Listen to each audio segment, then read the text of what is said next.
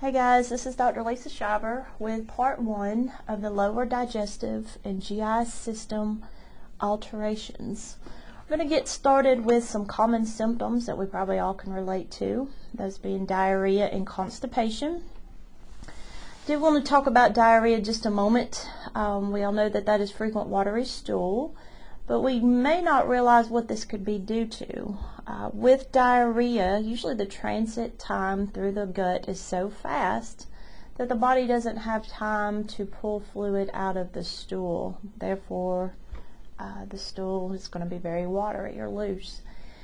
A lot of times when the patient or we have diarrhea, it's because the body is trying to compensate or get rid of something, like there's a bacteria or a toxin or something our body does not agree with. Therefore, it speeds up the transit time, and we're trying to have it exit the body as soon as possible. When we do have a patient with diarrhea, we do need to consider, have they been taking antibiotics recently? Because many of the antibiotics that we use can upset the normal GI flora and then cause diarrhea. Also, have they been anywhere traveling and could have picked up a parasite or a bacteria that is causing the issue? Treatment obviously is going to be related to fluid, replacing any fluids that are lost, and antidiarrheals. To replace fluids, we can do that a couple different ways. If they can tolerate PO fluids, well, that's ideal. We'll just increase their PO intake. But in some cases, if they have vomiting as well, we'll have to consider IV fluids. And we'll talk about the antidiarrheals in just a second. With constipation, we all know that is stool that is difficult to pass. Can be due to several different issues. A big one is decreased fiber and fluid in the diet. And this is where we get into our older populations. They don't take in as much fiber and also have a decreased fluid intake, so that puts them at great risk for constipation. In addition to that, many drugs, especially narcotics or anticholinergic drugs, drugs that dry up secretions, are going to put a patient at risk for constipation. And those folks that aren't very mobile or have a decreased activity will put somebody at risk for constipation as well. So we really have to look at our elderly patients or older patients that are maybe immobile and not getting their fluid and fiber like they should. Plus they're on multiple medications. Treatment is to increase their fluids, of course, if they can tolerate having increased fluids. That may be contraindicated with some patients. But also we want to increase their fiber intake. If we can increase activity, that will increase GI motility and help prevent constipation. And then we also can use laxatives if need be. Something that's important to note though, we need to understand what a patient's normal routine is. What is their normal? Every patient isn't necessarily on a once a day schedule or every other day schedule. So find out what their norm is, and then we can evaluate what's happening now to see if there's a variation. Got some antidiarrheals listed here, and this list is kind of overwhelming, and you don't have to memorize everything on this list. I just want you to understand how the different types of antidiarrheals work, such as the adsorbents. The action for them is they basically are going to absorb bacteria or toxins in the gut. And this is our good old friend Pepto-Bismol, kaopectate. Something that is noteworthy about both of these drugs is they do contain aspirin. So the side effects, we wouldn't be so surprised that side effects could be increasing the bleeding time. Something also to keep in mind with all antidiarrheals, well, we could go to the other extreme when we use them and actually have constipation as a side effect. Because the adsorbents contain aspirin, we're going to have to evaluate the patient for possible dark stools. Tinnitus, which is ringing of the ears, it is a side effect with aspirin use. Blue gums and black tongue may also occur. Second groups are anticholinergics, and this include our atropine and our leptin. With our anticholinergics, everything dries up, and there's a good way to remember what anticholinergics do. They make you where you can't see, it dries up your eyes. You can't pee, it causes urinary retention. You can't spit because it causes a dry mouth, and then it also causes constipation. So anticholinergics as a whole dry up all secretions. Side effects, again, urinary retention and constipation may occur. Our third group, the opiates, these are narcotics. Lomotil and Imodium. Lomotil is a prescription medication. It is considered a narcotic. Imodium does have small amounts of opiates in it, but of course you can buy it over the counter. But the action is it's going to decrease bowel motility and also reduce pain. Side effects, especially with the Lomotil, we have to watch for sedation and constipation as well as respiratory depression since it is a narcotic. Again, Imodium doesn't have such a risk as far as the sedation and respiratory depression go, but it can cause constipation. Our last group of antidiarrheals are the intestinal flora modifiers. And these are getting to be more common. Lactinex, you can purchase Lactinex. The action of Lactinex is it basically supplies that missing bacteria and suppresses the growth of diarrhea-causing bacteria. So we're modifying the intestinal flora, and that's why they're called intestinal flora modifiers. We're changing the bacteria that is present in the gut. There have been very, very few side effects with this drug, pretty safe overall, but there have been some allergic reactions or allergic responses reported. So overall, pretty safe drug. But when we're treating a patient with an antidiarrheal, you'll probably see one of those drug classes selected, depending on what we suspect is the cause. Now let's look at some laxatives. Laxatives are used to treat constipation. The first one that we're going to look at is the bulk-forming laxatives, and that includes our Metamucil and Citracel. Of course, these can be purchased over the counter. This group absorbs water. It's going to pull water into the stool and also stimulates the bowel activity. So we're going to get everything moving and make the stool a little more easy to pass. Side effects, impaction can occur, but also fluid overload.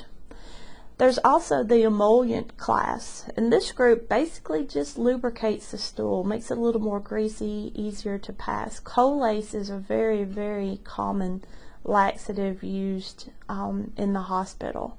There are possibility of a few side effects such as skin rashes and decreased absorption of your vitamins, especially your fat-soluble vitamins. Dulcolax suppositories, you may hear mineral oil, those are also in the emollient class. The hyperosmolar, this is an increased concentration. This group causes increased water content in the stool.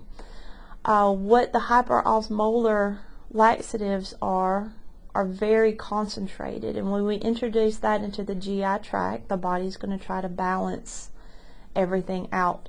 So because this is such a concentrated fluid in the GI tract, we pull volume into the GI tract to help balance that out.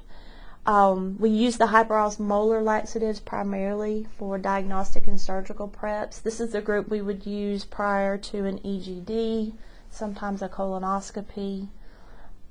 Problem is it does cause bloating, rectal irritation, because they're going to go. They do cleanse, and it's almost like liquid dynamite, if you will. It's going to really get the gut cleaned out. There are saline laxatives that also pull water into the bowel, and these are usually magnesium based. You see there the magnesium citrate. The MOM is milk of magnesium, and then also Fleet's enemas are saline based. But again, they're going to pull water into the bowel and can be used as diagnostic and surgical preps as well, but we do need to monitor mag levels when we use these.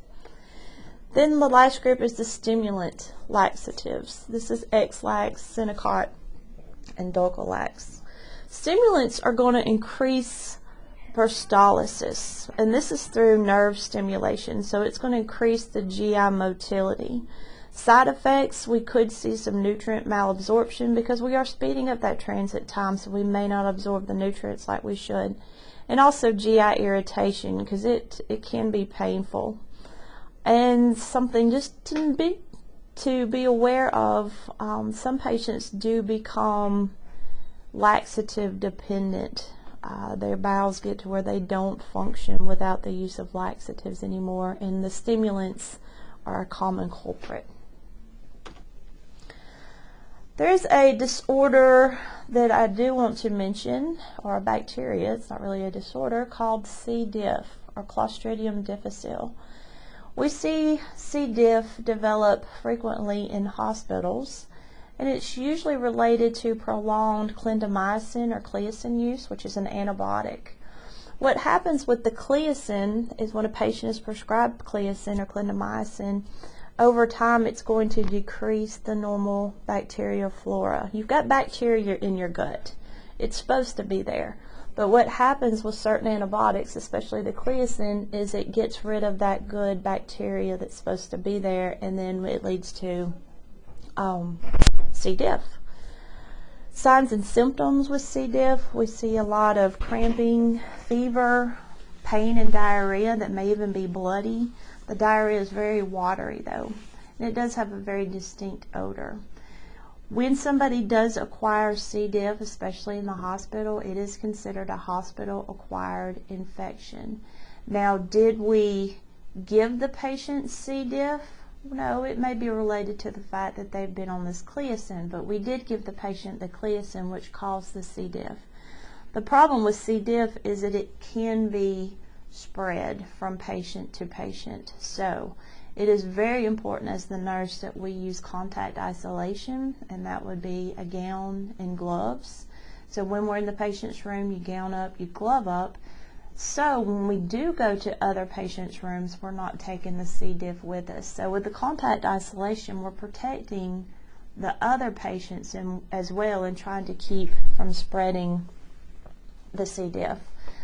Another interesting thing to know about C. diff is the alcohol-based hand rubs that are located in most rooms or outside the rooms will not be effective against C. diff.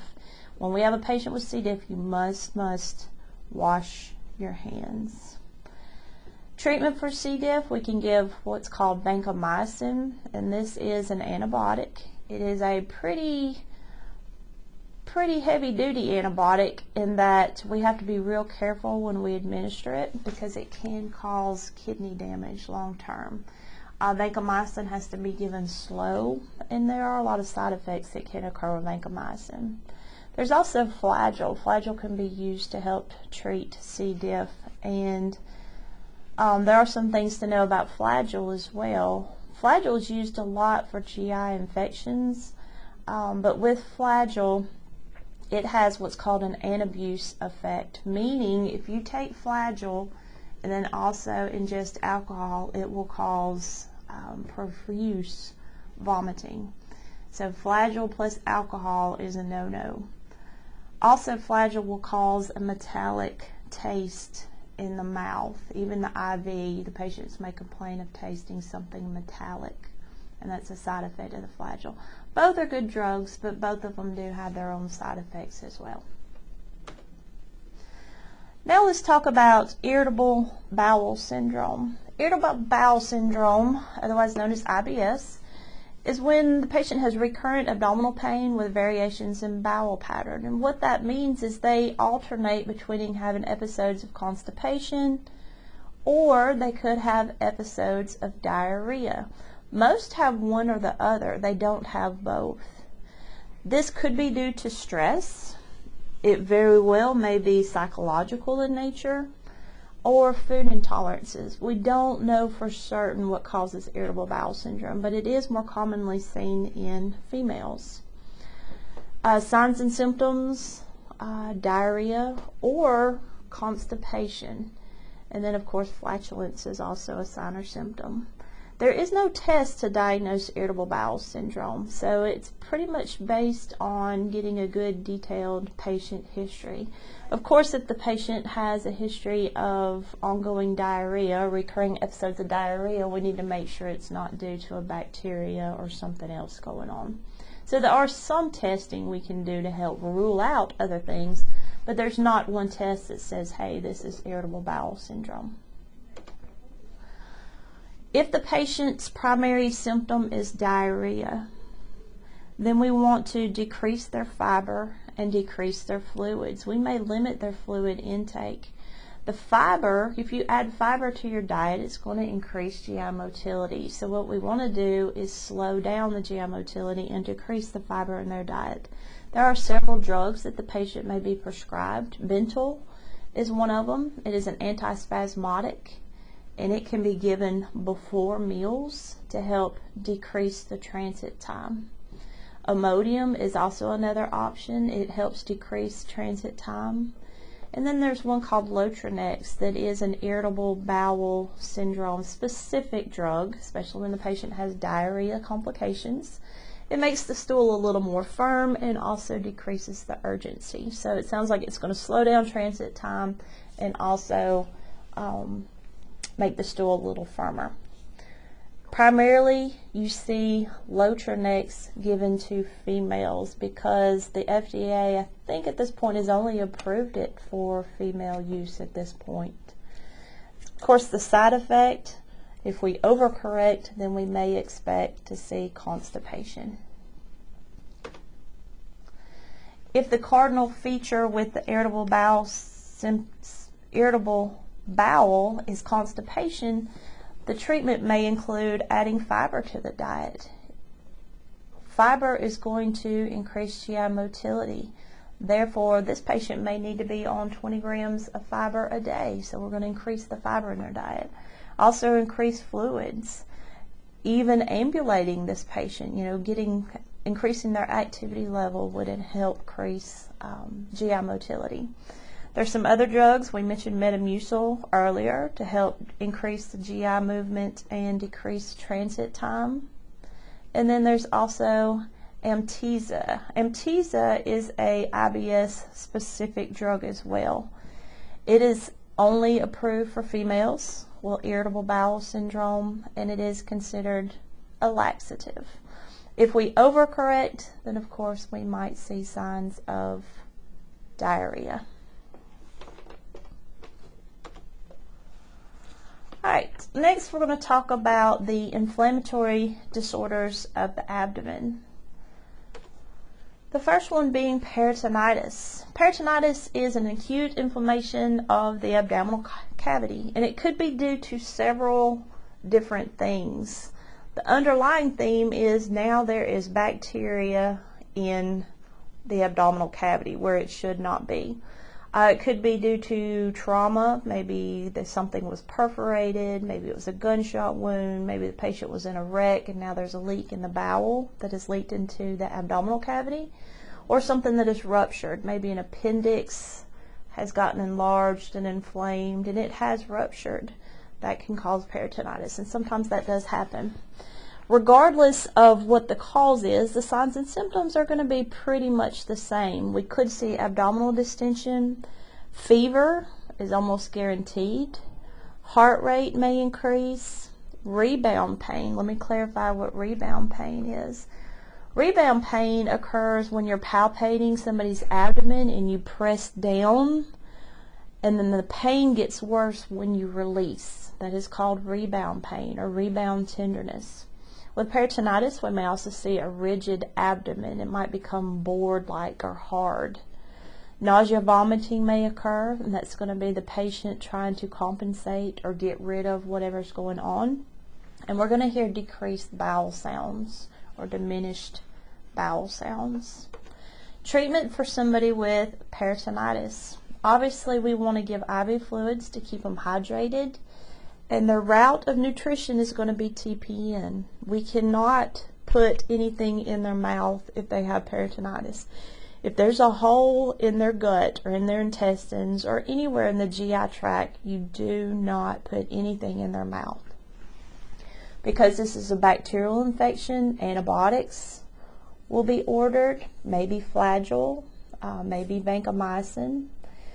Pain management, it's going to be very painful, very, very painful. Anytime there are juices where they're not supposed to be, it causes pain. Especially these, think about you've got acidic juices that could be leaking down into the abdominal cavity.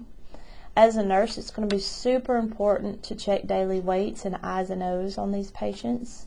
And again, keep the patient in PO. Do not put anything into the gut.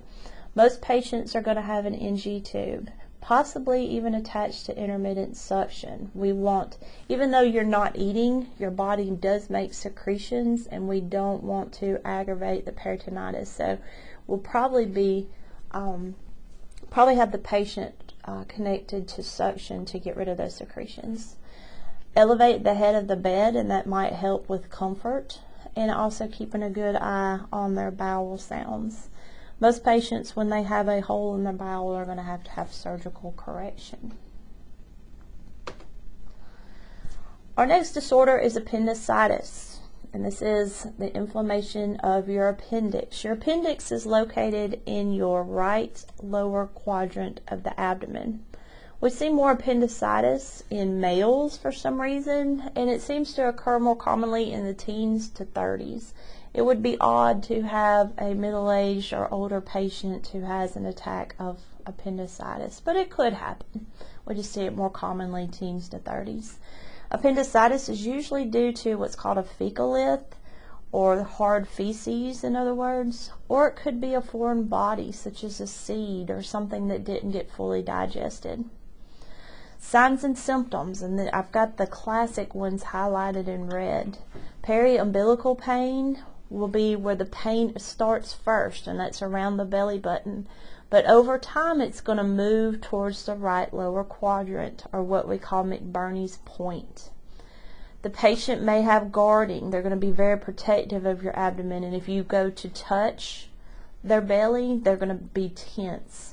If we suspect somebody has appendicitis, it's probably not a good idea to do a lot of palpation, because we sure don't want to cause a rupture.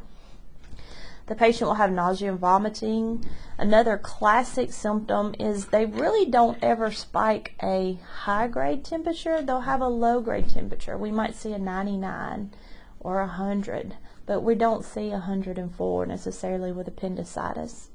The patient often will prefer that their right leg is flexed. So they'll be laying in the bed, but they'll bring that knee up, that right leg up, and that takes some of the pressure off of that right lower quadrant.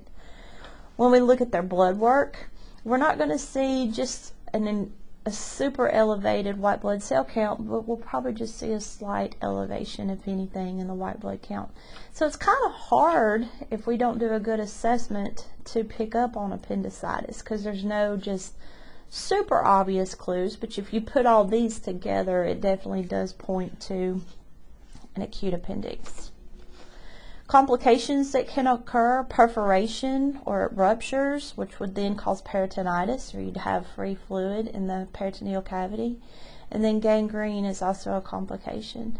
Most of the time, if a patient does have appendicitis, well, then it's going to be removed, and that's called an appendectomy. Most appendectomies are done as a laparoscopic procedure, where we just poke holes and then stick the instruments in through the holes to remove the appendix. And usually most patients have a pretty good outcome. Now, if they did have peritonitis as a complication, then their recovery obviously is going to take a little bit longer. We do, as the nurse, want to keep the patient in PO.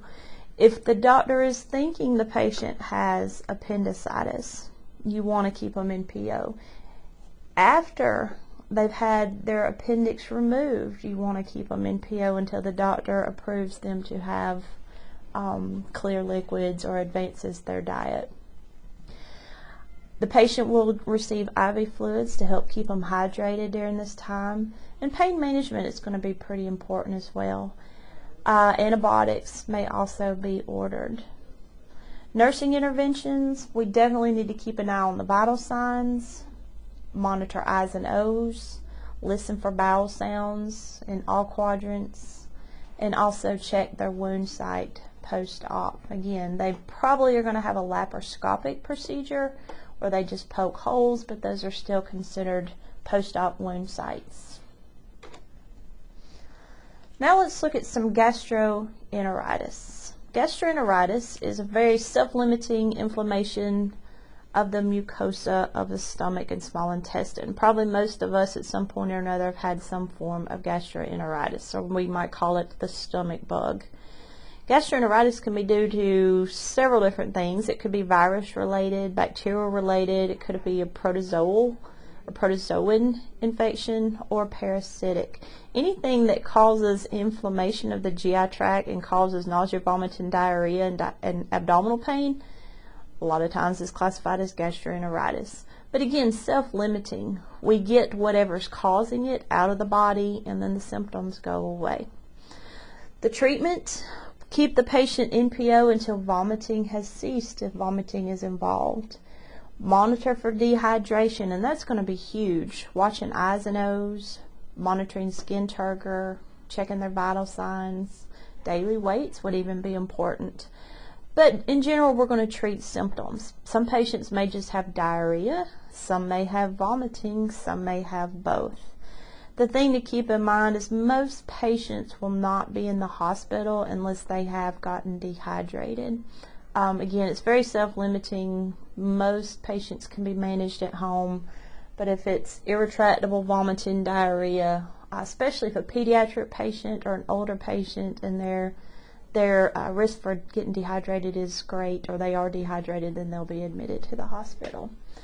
To identify what the cause is, a lot of times we'll do stool cultures and identify what virus, bacteria, what have you, is the causative agent.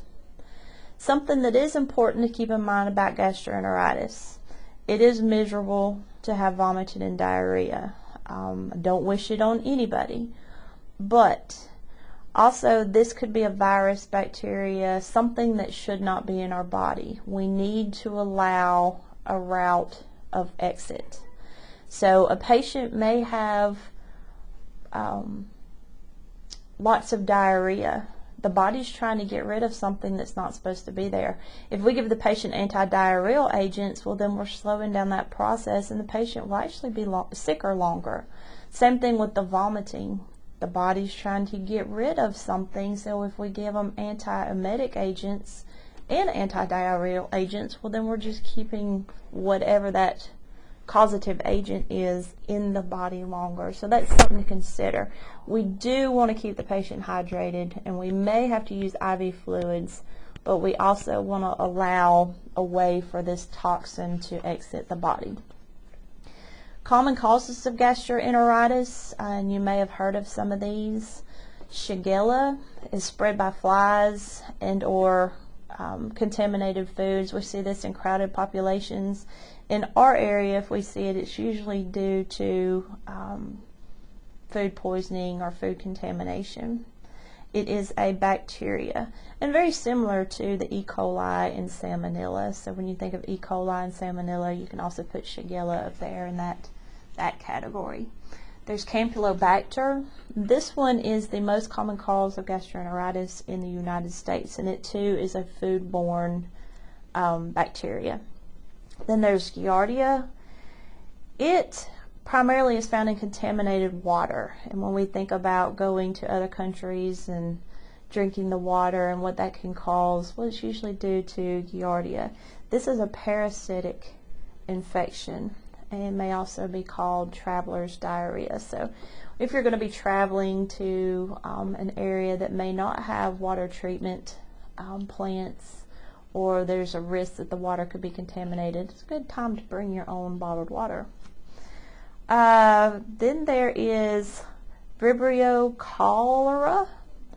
This one we see primarily in contaminated seafood. It is a bacterial infection as well. We've probably all heard of Salmonella. We primarily think of Salmonella as being in food, contaminated water. It's hard to treat because it can stick around for a while, and it too is a bacteria. E. coli we find in contaminated beef, pork, milk, cheese, and fish. Again, bacterial infection. You do have E. coli in your body right now, but it is in the lower GI tract. When E. coli gets into places it shouldn't be, such as the upper GI tract or into your urinary tract, that's when we see major problems. But again, it is a bacteria, and you do have this on board right now, but hopefully it's in the lower GI tract and not in the upper. We do see E. coli infections also with poor hygiene practices. Maybe folks that don't wash their hands well after using the restroom and things like that, they can be infected with E. coli. And then lastly, there's botulism. Botulism we see affecting the GI tract when we have improperly canned or preserved food. And it is due to a toxin from the bacteria itself that is produced. Botulism is considered serious at any point because it can cause death. So it is a medical emergency when somebody has an infection with botulism. Again, how do we identify what the person has? We will have to look at stool cultures. And that concludes part 1 of the lower GI lecture.